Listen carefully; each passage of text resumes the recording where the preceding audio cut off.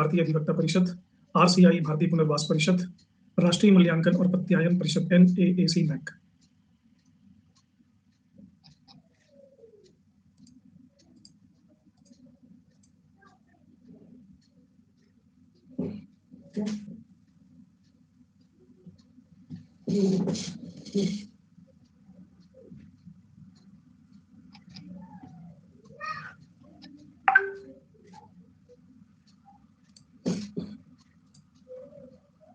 NAC एक ऐसी संस्था है जिस पर क्वेश्चन आते ही रहते हैं, और ये गैर संविधिक निकाय है। गैर संविधिक NAC का काम क्या है? NAC का काम है उच्च शिक्षा संस्थाओं का मूल्यांकन करना, इवैल्यूएशन करना, और इसके लिए इसको ऑटोनोमस बनाया गया है, स्वायत्त। क्योंकि अगर ये स्वायत्त नहीं होगा, ऑटोनोमस नहीं होगा, तो ये खुद निरपेक्ष होकर के मूल्यांकन नहीं कर पाएगा। 1994 ईस्वी में इसकी स्थापना एक स्वायत्त संस्था के रूप में की गई और इसका हेड ऑफिस है बंगलुरु में।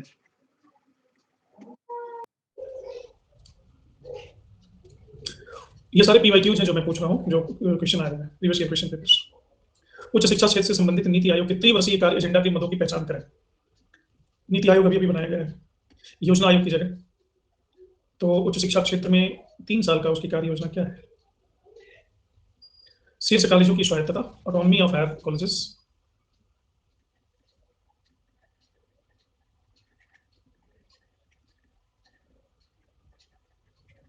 विनियामक तंत्र में सुधार, इंप्रूवमेंट इन सिस्टम, परियोजना और शोधार्थी केंद्रित शोध अनुदानों की पद्धति की स्थापना, project and research oriented grant establish करना, शोध संस्कृति का संवर्धन, रिसर्च कल्चर को बढ़ाना, राष्ट्रीय शोध प्रतिष्ठान, नेशनल रिसर्च इंस्टीट्यूशन को एस्टेब्लिश करना।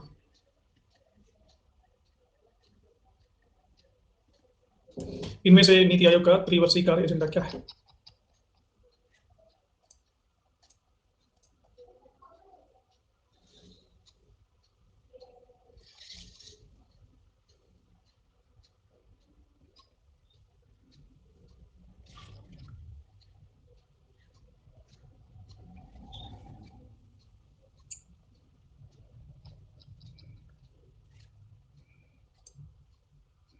नीतू।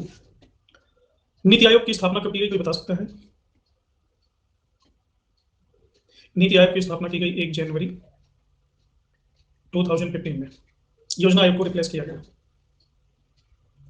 नीति आयोग में ये सूत्र अपनाया गया कि अधिकतम शासन और न्यूनतम सरकार, इसके 2 प्रमुख हब हैं, एक टीम इंडिया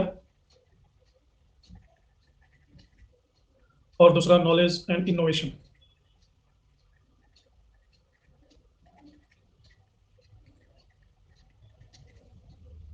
ये नॉलेज और इनोवेशन का हब नीति आयोग के थिंक टैंक की तरह काम करता है।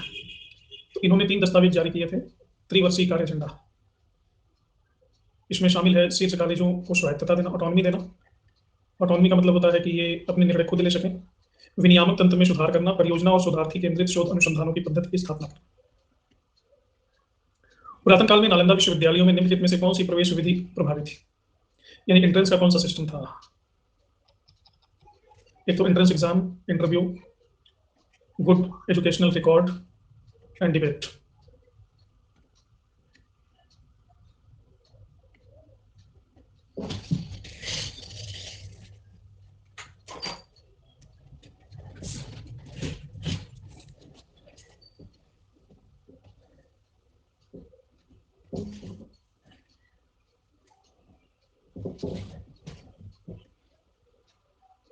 दूसरी श्वेता, अभिभावी यानी prescriptive इन प्रैक्टिस। प्रवेश परीक्षा लिया जाता था पटना के पास, ये था 5th सेंचुरी में, और फाहियान ऑफ हेनसांग इसका वर्णन करते हैं। गुप्त सम्राटों ने बनाया, कुमार गुप्त ने बनाया था।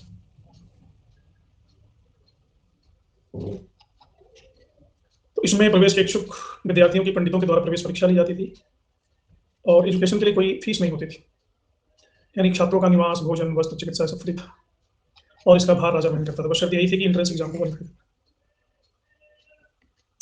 भारत में उच्चतर शिक्षा के क्षेत्र में वर्तमान में क्या चुनौतियां हैं, चैलेंजेस क्या है? विस्तार यानी इसका एक्सटेंशन, इसका विस्तार कम है, ज़्यादा होना चाहिए। साम्यता यानी एक जैसी है, सिमिलरिटी है, और लोग विभिन्न हैं, लोग में भिन्नता है। निधियाँ यानी इनको ग्रांट कम मिलता है। परीक्षा सुधार यानी एग्जामिनेशन सिस्टम में सुधार की ज़रूरत है। उत्कृष्टता यानी क्वालिटी इंप्रूव करने की आवश्यकता है। एंट्रेंस एग्जाम, इसमें क्या सुधार करने की आवश्यकता है इंडिया में हायर एजुकेशन को ठीक करने के लिए?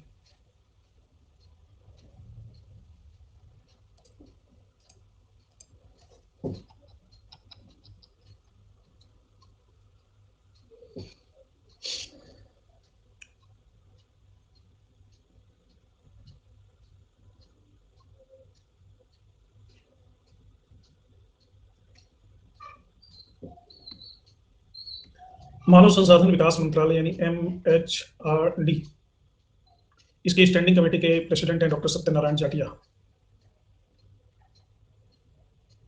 अभी तो MHRD एजुकेशन मिनिस्टर ही हो गई। इन्होंने 8 फरवरी 2017 को भारत में उच्च शिक्षा के समस्त चुनौतियों और समस्या विषय पर अपनी रिपोर्ट सौंपी थी, जिनमें इन्होंने इन चुनौतियों के बारे में बात की है। विश्व स्तरीय विश्वविद्यालयों की स्थापना के लिए क्या अपेक्षित है, एक्सपेक्टेड है? स्वायत्त शासन यानी ऑटोनॉमी, यानी विश्वविद्यालयों को अपना निर्णय लेने की स्वतंत्रता दी जाए। संकेंद्रित निधियन यानी अच्छा इनको ग्रांट दिया जाए, अनुदान दिया जाए। मूल्यांकन तंत्र पर नियंत्रण, कंट्रोल ऑन इवेल्युएशन। स्वतंत्र प्रतिफल यानी इनको फ्रीडम दी जाए अपना प्रदर्शन करने के लिए, फ्रीडम ऑफ परफॉर्मेंस। शासन तंत्र द्वारा स्टाफ की नियुक्ति, ये तो सभी जानते हैं। तो इनमें कौन कौन से गुण होने चाहिए जो विश्व स्तरीय विश्वविद्यालय बन पाएंगे?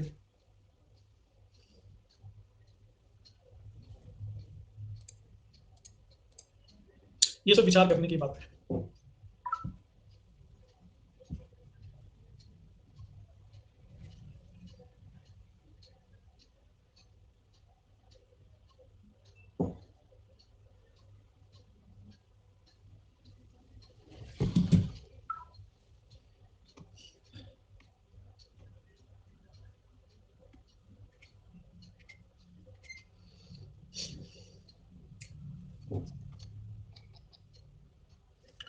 मूल्यांकन तंत्र पर नियंत्रण होगा तो मूल्यांकन तंत्र पर नियंत्रण तो पूरी तरह से अनुचित बात है। इवेल्युएशन पर नियंत्रण नहीं होना चाहिए। शासन तंत्र द्वारा स्टाफ की नियुक्ति भी बड़ी अच्छी बात नहीं है, क्योंकि इसमें बहुत सारी लिमिटेशंस दिखाई पड़ती हैं।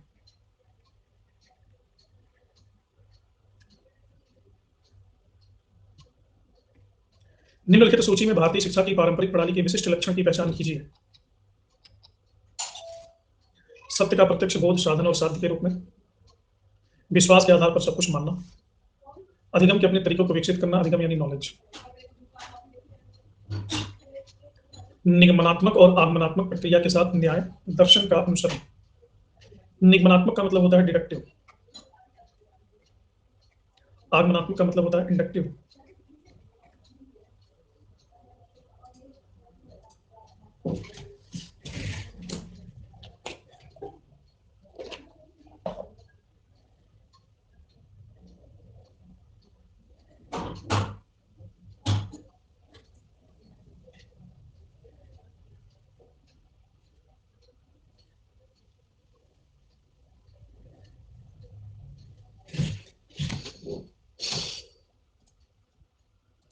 भारतीय शिक्षा की पारंपरिक प्रणाली के बारे में मैंने हायर एजुकेशन में शुरुआत में ही बताया था कि वो सत्य के अनुसंधान को अपना प्राथमिक लक्ष्य मान के चलती है।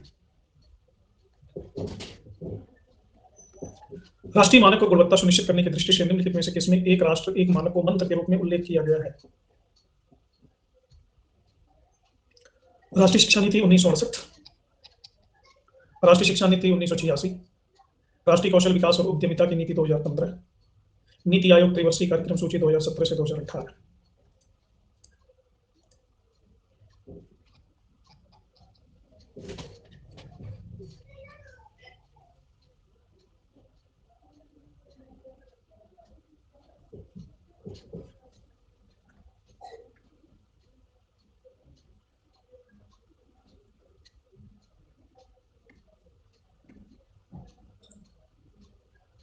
राष्ट्रीय कौशल विकास और उद्यमता की नीति 2015 में राष्ट्रीय मानक और गुणवत्ता सुनिश्चित करने की दृष्टि से एक राष्ट्र एक मानक को मंत्र में उल्लिखित किया गया है। मानक मतलब समझते हैं ना? मानक मतलब क्या होता है?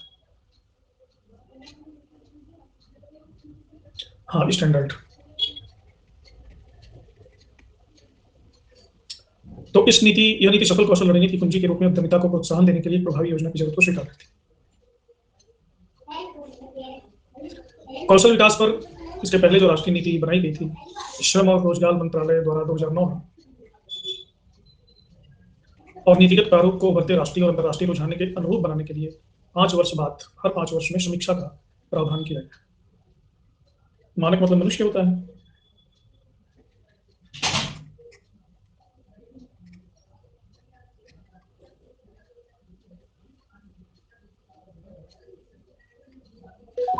निम्नलिखित में से कौन सा अनुक्रम महाविद्यालय स्तर के शिक्षण कार्यक्रमों में परिणाम आधारित पाठ्यक्रम को प्रदर्शित करता है?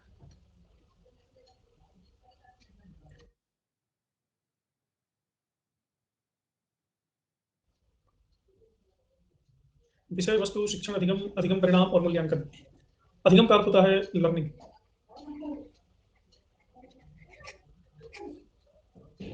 तो डिग्री कॉलेज लेवल के एजुकेशन प्रोग्राम के परिणाम आधारित पाठ्यक्रम को क्या प्रदर्शित करता है?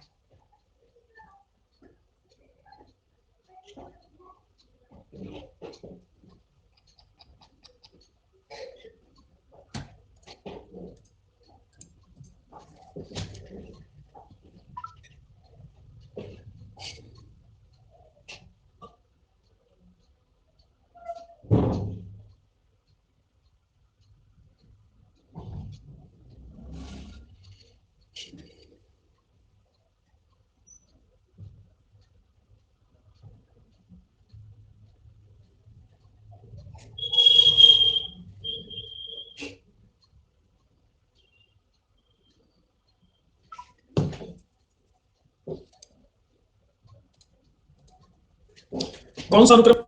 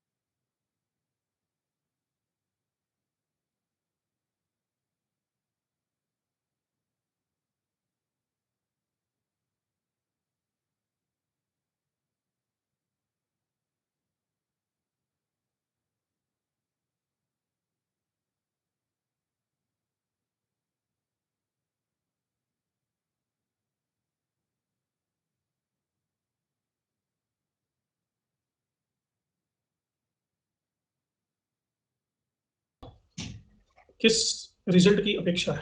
एक्सपेक्टेशन। हम चाहते हैं टॉप करना या 100% रिजल्ट चाहते हैं। इसी के आधार पर विषय वस्तु का निर्धारण करेंगे कि आप किस विषय में चाहते हैं, कौन सा विषय पढ़ना है। इसके बाद लर्निंग एंड टीचिंग, फिर इवेल्युएशन होगा। ये सही क्रम है।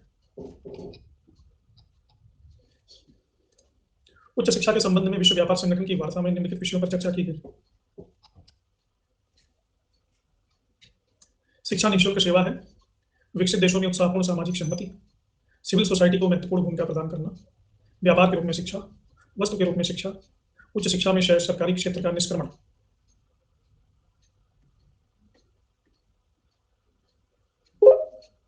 हाँ जी। हेलो, नमस्ते सर। हाँ जी, आदित्य नमस्ते। सर मेरी आवाज़ आ रही है आपको? हाँ सर अभी आपने पीछे सर एक प्रश्न किया था सर। हाँ सर वो प्रश्न ये था कि राष्ट्रीय मानक एवं गुणवत्ता सुनिश्चित करने की दृष्टि से निम्नलिखित में से किसमें एक राष्ट्र एक मानक को मंत्र के रूप में उल्लेखित किया गया है? और सर इसमें आपने आंसर टिक किया था राष्ट्रीय कौशल विकास उद्यमिता नीति 2015।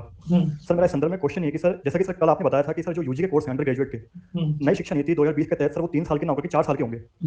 सर मेरा इस संदर्भ में प्रश्न ये कि सर जो एक सर बीटेक नाम का सर कोर्स चलता है bachelor degree of technology, sir वो भी 4 साल का होता है। तो सर जो नई शिक्षा नीति के अंदर सर ये जो बीए बीएससी बीकॉम यानी कि सर यूजी के इन कोर्सेज को सर 4 साल करने का सर जो पैमाना निर्धारित किया है सर केंद्र सरकार ने, सर इनकी केंद्र सरकार की सर इस अप्रोच को दिखाता है क्या सर कि एक राष्ट्र का एक ही मानक हो?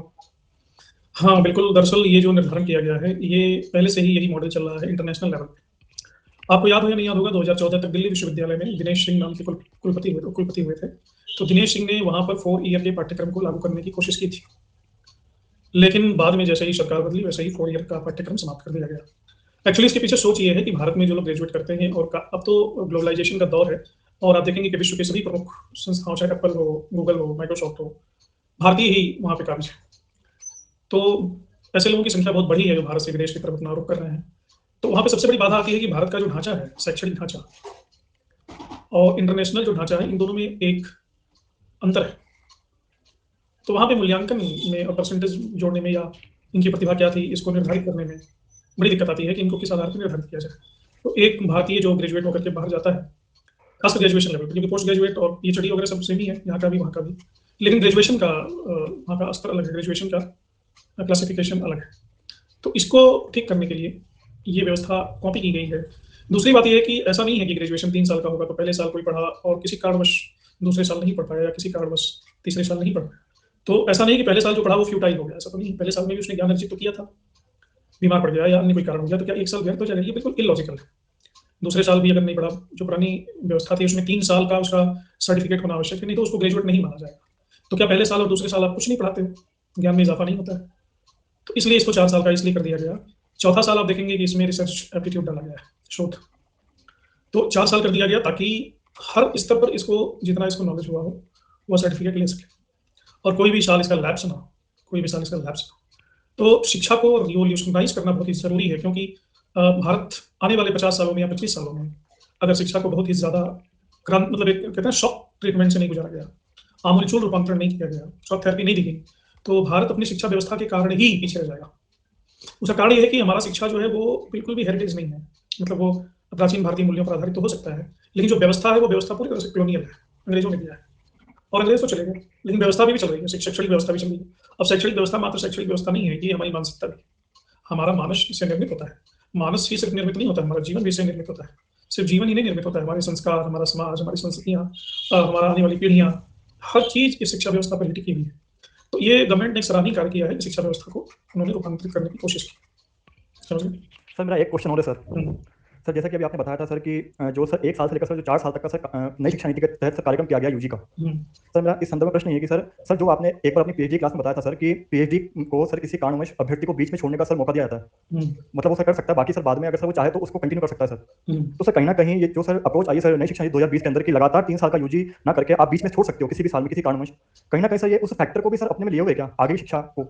नहीं, इस तरीके से आगामी शिक्षा कोई नहीं लिए हुए। पीएचडी में अगर आप मान लीजिए 4 साल मिनिमम पीएचडी होती है और आपने 3 साल करके छोड़ दिया किसी कारणवश, तो ऐसा कोई रूल फिक्स्ड रूल नहीं है कि आपको मौका दिया ही जाएगा, नहीं।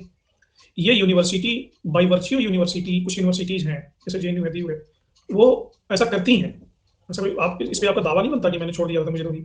और दूसरी बात यह है कि 3 साल में अगर आपने छोड़ दिया या 2 साल में छोड़ दिया तो आपको डिग्री नहीं मिलेगी। ऐसा नहीं है कि पीएचडी में जैसे इसमें तो डिग्री मिल जाएगी आपको, 1 साल की या 2 साल की या तो डिग्री मिल जाएगी, पीएचडी में अगर छोड़ा तो डिग्री नहीं मिलेगी, पहली बात। दूसरी चीज कि पीएचडी पूरी तरह से रिसर्च ओरिएंटेड डिग्री है, इसमें शोध मायने रखता है, लेकिन जो आपका बीए है वो रिसर्च ओरिएंटेड नहीं है। बीए में जो चौथा साल है मात्र वही रिसर्च ओरिएंटेड होगा, बाकी 3 साल रिसर्च ओरिएंटेड नहीं।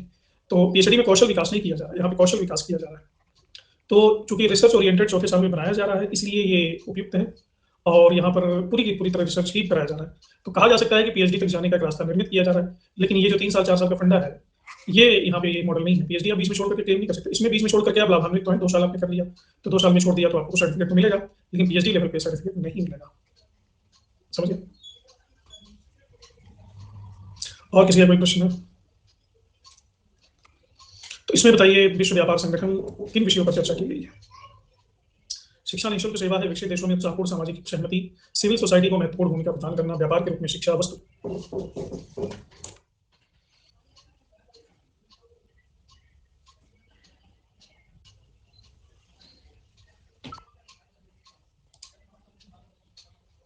पोल नहीं आया कि पोल गलत है, क्या कह रहा हूं?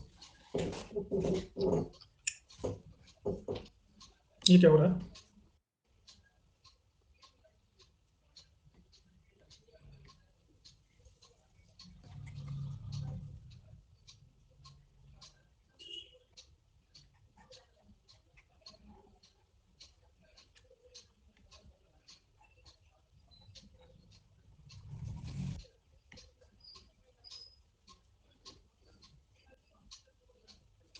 वो चर्चा किस पे की गई, ना कि निर्णय की बात नहीं हो रही है, चर्चा की बात होती। पहले सुन लो।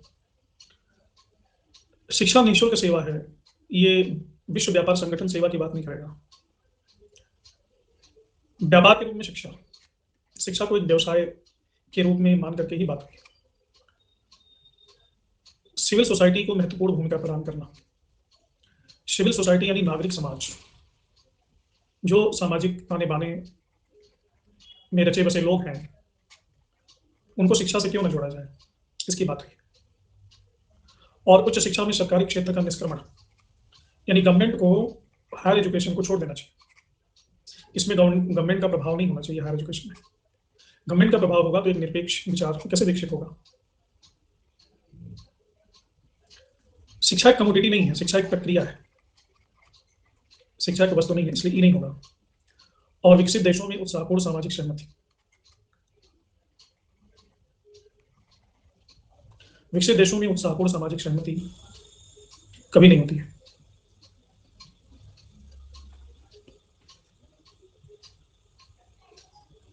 किस्मत तुमको जो कहना है रेज हैंड करके करो ना। 10-10 मिनट बाद तुम्हारी लाइन पढ़ के समझ में नहीं आ रहा क्या बोल रही हो, क्या कह रही हो।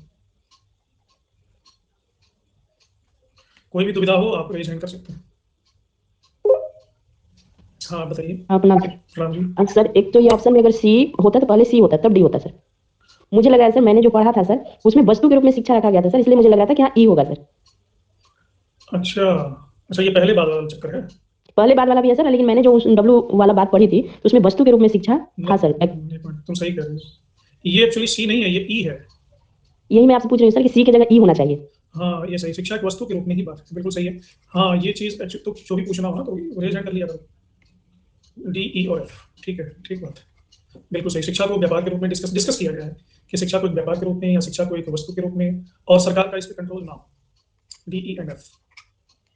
Okay sir, thank you sir. Okay जी, ये ई है।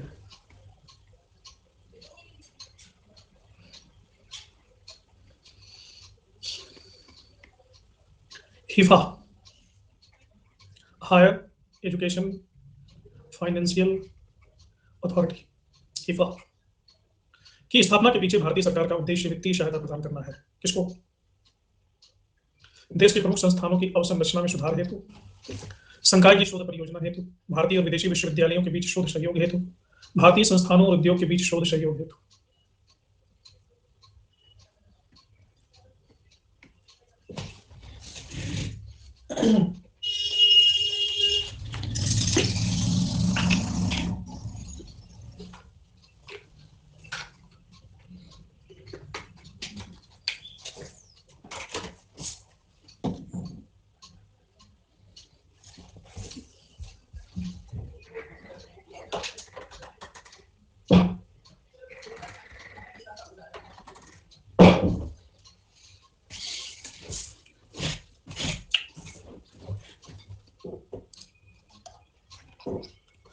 हायर एजुकेशन फाइनेंशियल एजेंसी नाम से, इसकी स्थापना के पीछे भारत सरकार का मुख्य उद्देश्य था देश के प्रमुख संस्थानों की अवसंरचना में सुधार हेतु वित्तीय सहायता प्रदान करना। तो ये 2 सितंबर 2016 प्रधानमंत्री नरेंद्र मोदी की अध्यक्षता में केंद्रीय मंत्रिमंडल ने हीफा का गठन किया है। सामुदायिक महाविद्यालयों में प्रावधान है किसका? एकल प्रवेश, समवर्ती प्रवेश, स्ववित्त पोषित प्रणाली, घर पर शिक्षण।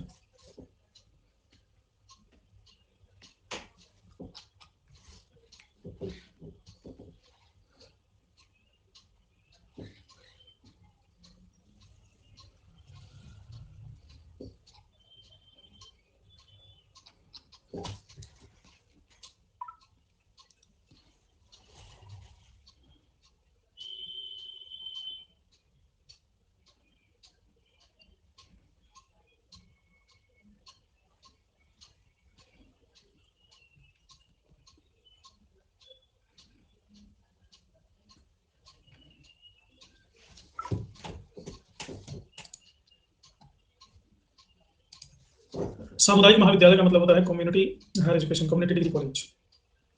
तो इसका उद्भव हुआ है संयुक्त राष्ट्र अमेरिका में।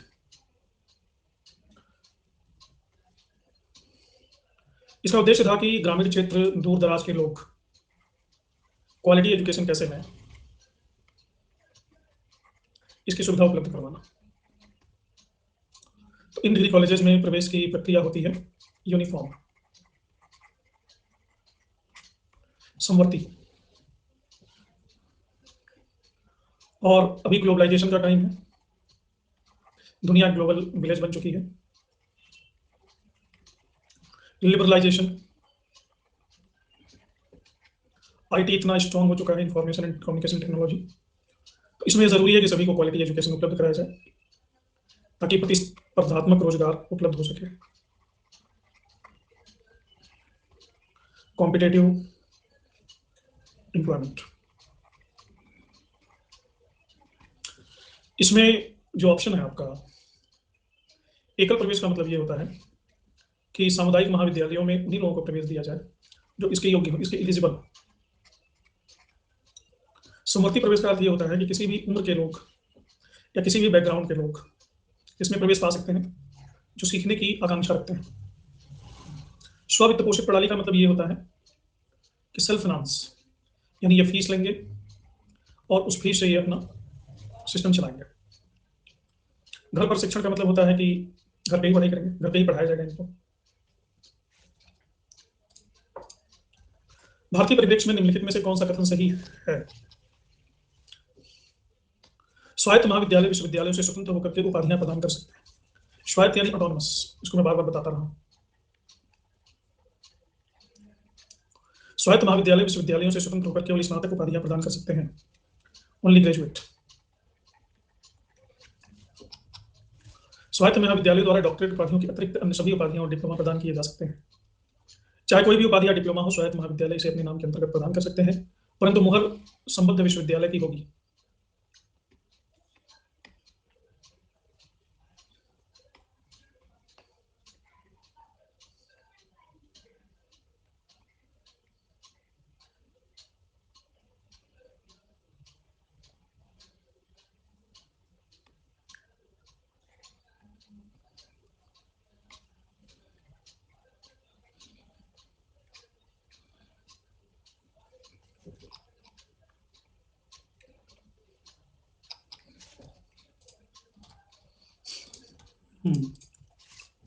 भारत सरकार ने शिक्षा की गुणवत्ता सुनिश्चित करने के लिए उच्च शिक्षा के सांविधिक निकायों की स्थापना की है। सांविधिक निकाय का मतलब होता है ऑटोनमस, जो अपना निर्णय लेने में स्वतंत्र हो। हाँ, कर सकते हो। भारत में कुछ शैक्षणिक संस्थान ऐसे हैं जो गुणवत्तापूर्ण शिक्षा प्रदान नहीं करते। इसमें सही विकल्प क्या है?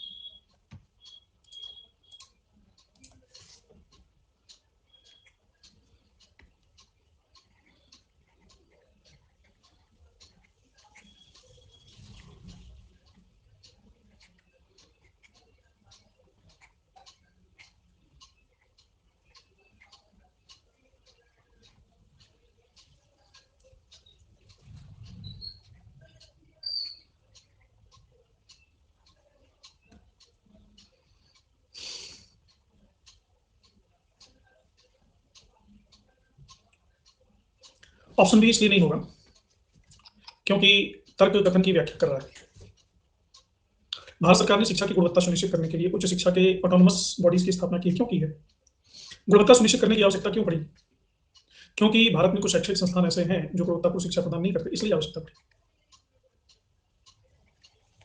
तो इसलिए ये सही होगा। तो विश्वविद्यालय अनुदान आयोग यूजीसी ऐसे ही एक संवैधानिक निकाय है जिसकी स्थापना हुई थी 1956 ईस्वी में संसद के एक अधिनियम के माध्यम से। हाँ आदित्य, कर सकते हो क्वेश्चन। निम्नलिखित में से उस कालावधि को चुनिए जिसमें भारत उच्च शिक्षा का केंद्र बना। गुप्त काल, बौद्ध काल, मुगल काल, ब्रिटिश काल। हाँ जी। नमस्ते सर। हेलो, नमस्ते सर। हाँ जी, नमस्कार। सर मेरी आवाज़ आ रही है आपको? हाँ। सर मेरा पहला क्वेश्चन ये है सर, जो नेशनल स्कूल ऑफ ड्रामा है सर, राष्ट्रीय नाट्य विद्यालय सर, सर ये जो है सर, ये भारत के केंद्रीय संस्कृति मंत्रालय के अंडर में आता है सर। सर मेरा इस संदर्भ प्रश्न ये है कि सर इस सर जो सर ये नेशनल स्कूल ऑफ ड्रामा है सर, जो कि अपनी तरह का सर इस देश में एकमात्र सर विश्वविद्यालय है सर, तो सर इसकी जो सर नीति होती है सर, वो मानव संसाधन विकास मंत्रालय या सर संस्कृति मंत्रालय सर दोनों मिलकर के बनाते हैं, या सर इसका अपना अलग संविधान होता है सर, जैसे कि सर यूजीसी का या सर ऐसे अन्य स्वायत्त शासी सर विश्वविद्यालयों का होता है, जैसे सर आईआईटी का होता है? पहली बात तो यह है कि नेशनल स्कूल ऑफ ड्रामा है तो ये शैक्षणिक संस्थान ही है। यूजीसी कभी भी किसी विश्वविद्यालय की नीति नहीं बताती। यूजीसी ग्रांट देती, अनुदान देती है। तो जैसा यूजीसी अन्य विश्वविद्यालय को अनुदान देती है वैसे यूनिवर्सिटी को भी देती है। दूसरी बात यह है कि केंद्रीय संस्कृति मंत्रालय के अंतर्गत ही आता है, लेकिन ये दोनों मंत्रालय आपसी सहमति से काम करते हैं, शिक्षा मंत्रालय और केंद्रीय संस्कृति मंत्रालय। और दूसरा प्रश्न? सर दूसरा प्रश्न मेरा ये है सर कि भारत की सर जो 54 सेंट्रल यूनिवर्सिटीज की सर लिस्ट है, उसके अंदर सर दो सर ऐसे केंद्रीय विश्वविद्यालय हैं सर, एक का नाम है sir Indian maritime university sir, जो कि चेन्नई के अंदर है सर, इसे देखता है भारत का जहाजरानी मंत्रालय। और सर दूसरी है दक्षिण एशियाई विश्वविद्यालय, ये सर दिल्ली में है, और सर इसे देखता है सर विदेश मंत्रालय। और सर जो सर सार्क देश है सर, दक्षिण एशियाई सहयोग संगठन, उसके 8 सर देशों के छात्र छात्राएं जो है सर इसके अंदर अध्ययन करते हैं सर। तो सर जैसा कि आपने मेरे पहले प्रश्न के संदर्भ में बताया सर, यहाँ पे भी सर वही फॉर्मूला काम करता है क्या सर? डेफिनेटली ये वही फॉर्मूला। एक्चुअली सेंट्रल यूनिवर्सिटीज पूरी तरह से ऑटोनोमस होती हैं। सेंट्रल यूनिवर्सिटीज का मतलब ये होता है कि वो अपनी व्यवस्था, अपनी नीति, अपने नियम वहां तक बनाने के लिए स्वतंत्र हैं जहां तक यूजीसी के प्रावधानों में कोई हस्तक्षेप न होता हो। यानी ऐसा कोई नियम ना आ जाए जो यूजीसी के जो पहले से चले आ रहे प्रावधान हैं उनको क्रॉस कर जाए। तो सेंट्रल यूनिवर्सिटीज अपने तरीके की व्यवस्था को रख सकते हैं। सार्क भी उसी में है, भी नालंदा विश्वविद्यालय भी खुला है, और मैरीटाइम यूनिवर्सिटी है। उनकी जो रिक्वायरमेंट है उसके अकॉर्डिंग मोल्ड हो सकते हैं। और सेंट्रल यूनिवर्सिटीज की आधारशिला ही रखी जाती है एक विशेष संवैधानिक अधिनियम के द्वारा। उस अधिनियम में इनको स्वायत्तता दी जाती है। इनमें किसी भी चीज़ का हस्तक्षेप नहीं होता, किसी भी राजनेता का या किसी संस्था का। जेएनयू भी सेंट्रल यूनिवर्सिटी है, तो जेएनयू भी अपना अलग ही रूल बनाती है। ठीक है। उस कालावधि को चुनिए जिसमें भारत उच्च शिक्षा का केंद्र बना। गुप्त काल, बुद्ध काल, मुगल काल, ब्रिटिश काल।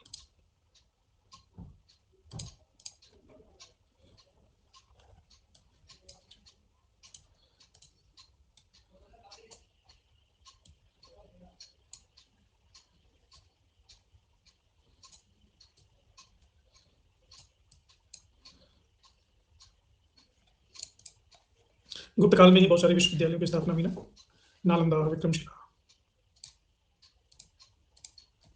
निम्नलिखित में से ऐसी वैकल्पिक विशेषताओं को चुनिए जो मुक्त विश्वविद्यालयों को गैर पारंपरिक विश्वविद्यालय बनाती हैं।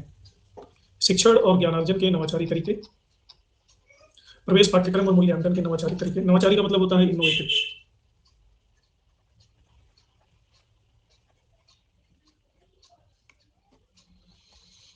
आधुनिक संप्रेषण तकनीक, मॉडर्न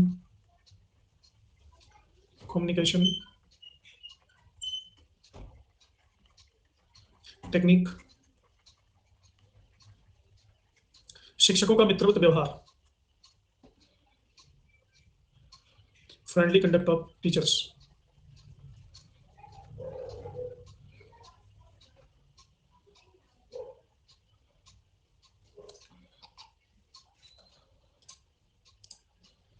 सीमा जी जून में होने की संभावना है, देखिए बाकी तो डिपेंड करता है कोविड पर। अभी तो भारत में रोजाना 10 लाख तक केस आएंगे, ऐसा आईआईएस बता रहा है।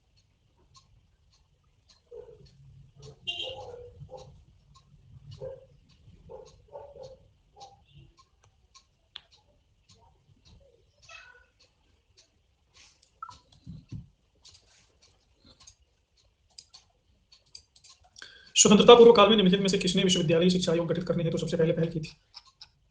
Curzon, Ripon, Wellesley, William Bentinck.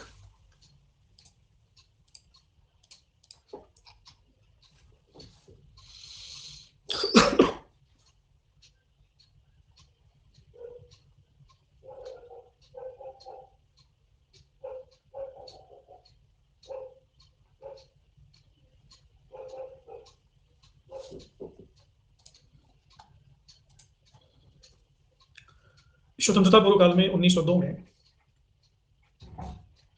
Thomas Raleigh की अध्यक्षता में विश्वविद्यालय शिक्षा आयोग का गठन किया गया और विश्वविद्यालय शिक्षा अधिनियम पारित किया गया 1904 में।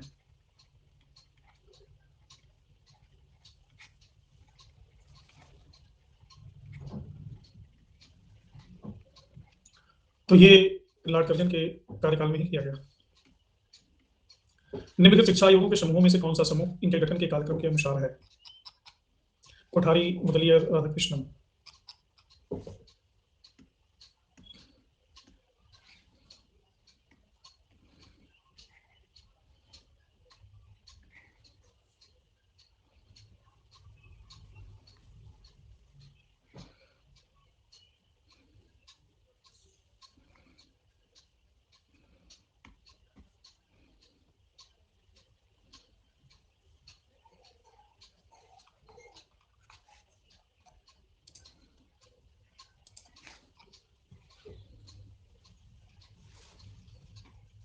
राधाकृष्णन आयोग 1948 में गठित किया गया। मुदलियार आयोग 1952 में और कोठारी आयोग 1964। इनको सम्मिलित करिए।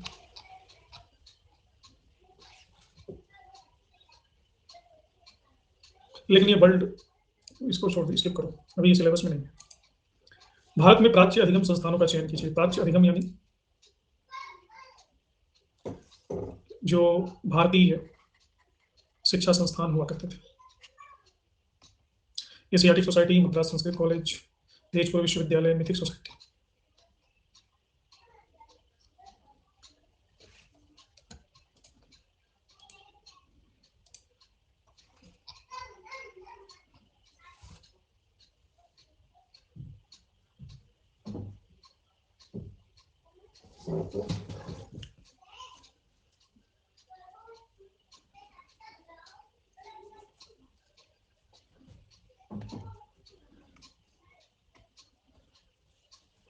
एशियाटिक सोसाइटी की स्थापना कब हुई है?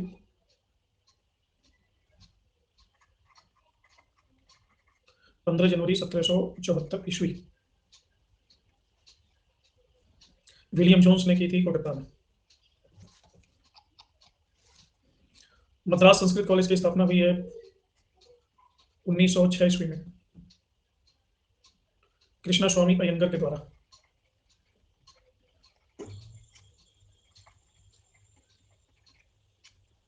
ये मद्रास उच्च न्यायालय के पूर्व न्यायाधीश और मद्रास सरकार के कार्यकारी परिषद के सदस्य थे।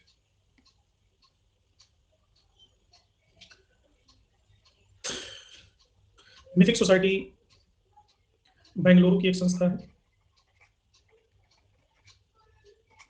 जो दर्शन, इतिहास, संस्कृत के अध्ययन और रिसर्च के लिए समर्पित है। कर्नाटक में इसको FJ रिचर्ड्स ने शुरू किया था।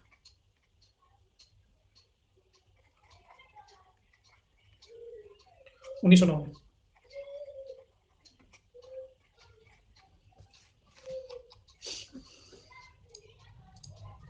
शैक्षणिक संस्थानों में सामान्यतः विद्यार्थियों के पास समूह जर्नल पत्रिकाएं होती हैं। वे अपने नियमित रूप से लिखने वाले हैं।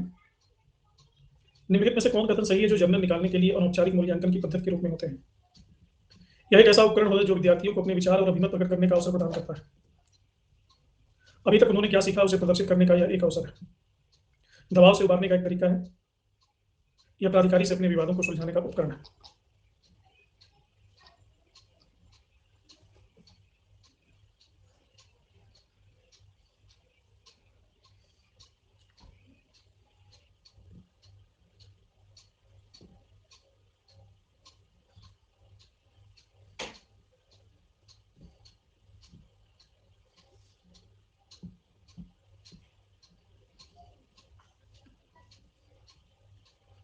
पाठ्यक्रम से जुड़ा हुआ है। वर्तमान स्नातक पाठ्यक्रम अंतर्राष्ट्रीय आर्थिक परिवेश के अनुरूप नहीं है,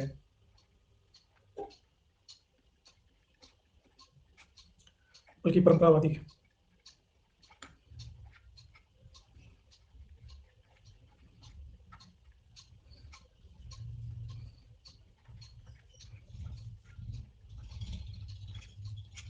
तो प्रतिस्पर्धा तभी हो सकेगी ना कि जब बाजार अर्थव्यवस्था की क्या मांग है, इस मांग के अनुरूप ग्रेजुएट तैयार हों और कम्पीट कर सकें। इनमें से कौन कौशल विकास की उद्यमिता मंत्रालय की अग्रणी योजना है जिसका इस क्रियान्वयन राष्ट्रीय कौशल विकास निगम द्वारा किया गया है? Robotics India, artificial intelligence school, make in India, प्रधानमंत्री कौशल विकास योजना।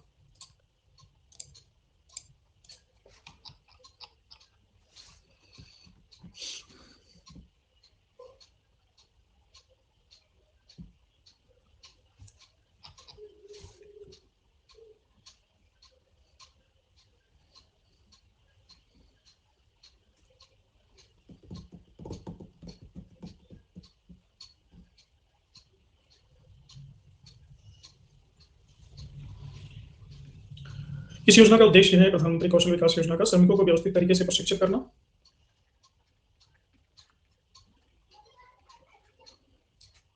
उनकी गुणवत्ता बढ़ाना और औद्योगिक उत्पादन बढ़ाना। तो इसमें 5,000 से लेकर के 1.5 लाख रुपए तक का कर्ज दिया जाता है।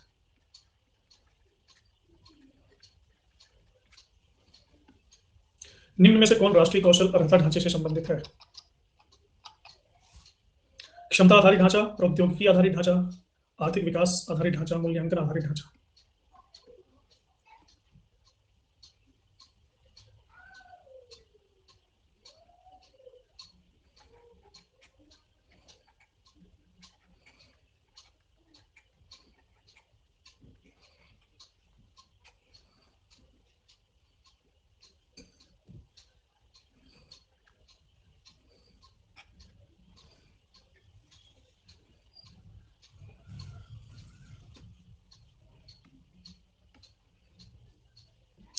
प्रशिक्षण महानिदेशालय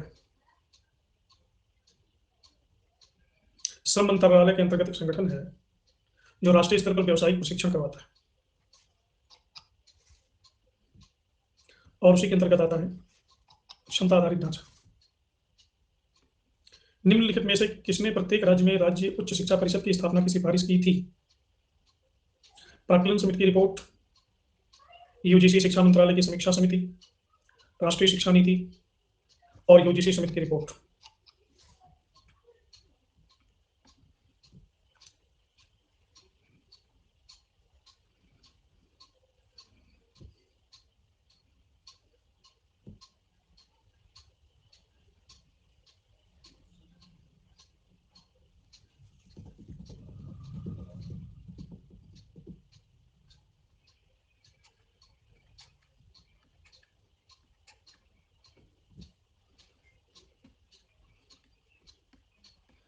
निम्नलिखित में से यूजीसी के सांविधिक कार्य क्या हैं?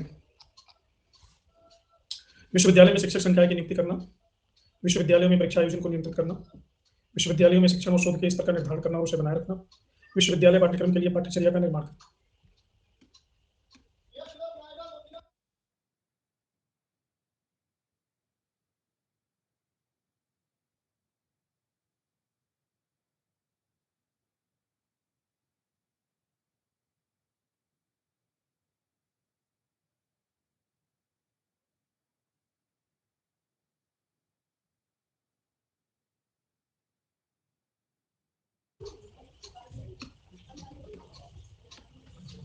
भारत के संविधान के सभी अल्पसंख्यकों द्वारा अपनी पसंद की शैक्षणिक संस्थान स्थापित करने का अधिकार का उपबंध करता है। अनुच्छेद 30(1), 29, 33, 16(2).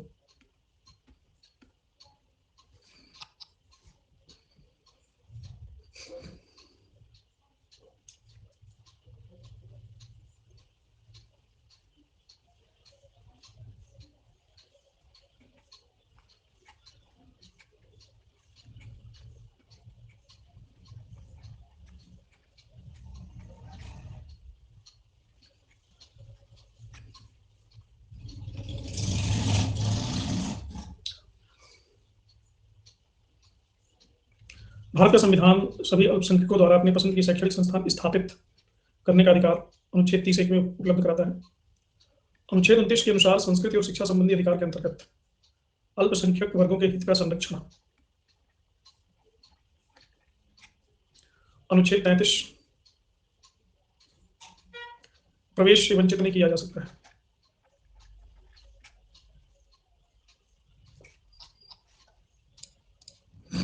भारत में महाविद्यालयों की विश्वविद्यालयों से संबद्धता की वर्तमान प्रणाली किस वर्ष शुरू हुई? 1857, 1948, 1928, 1966।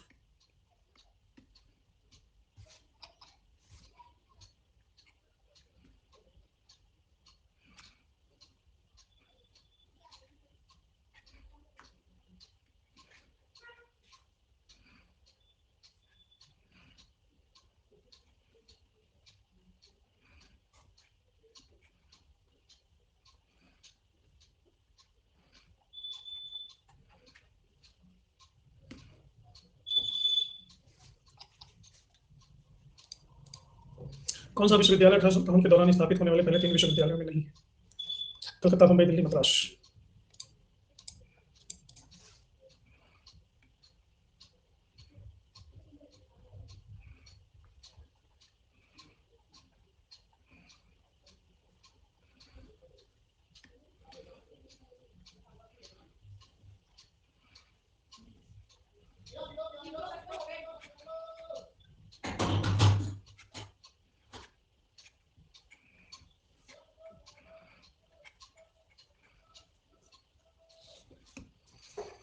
ये फाइनल रिकॉर्ड है। किस्मत फर्स्ट, सुहानी सेकंड, एकता थर्ड, हर्षित, विदुषी, मौली, अभिमन्यु, हरिओम।